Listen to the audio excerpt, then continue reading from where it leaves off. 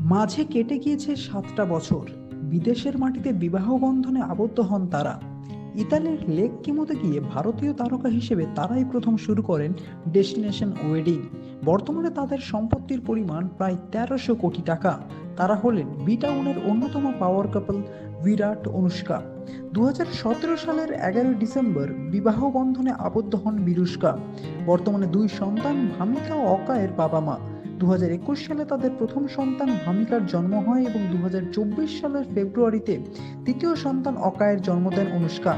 বর্তমানে তারকা দম্পতির সম্পত্তির পরিমাণ প্রায় 1300 কোটি টাকা। ক্রিকেট তারকা হিসেবে বিসিসিআই এর সাথে চুক্তিবদ্ধ থাকায় বিরাট প্রতি বছর 7 কোটি টাকা আয় করেন।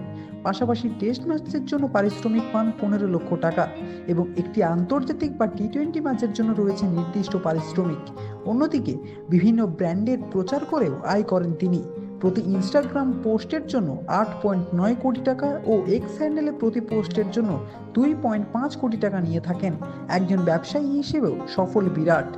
একাধিক রেস্তোরাঁ রয়েছে তার, এমনকি বিভিন্ন স্টার্টআপ কোম্পানিতেও বিনিয়োগ করেন ক্রিকেট তারকা। বলিউড তারকা হিসেবে সফল হওয়ার পাশাপাশি বর্তমানে একজন প্রযোজক হিসেবে পরিচিত বিরাট ঘরণী অনুষ্কা। নিজস্ব পোশাকের ব্র্যান্ডও রয়েছে তার। বিভিন্ন কোম্পানিতে বিনিয়োগ করা ছাড়াও বিভিন্ন ব্র্যান্ডের প্রচার করেও আয় করেন নায়িকা।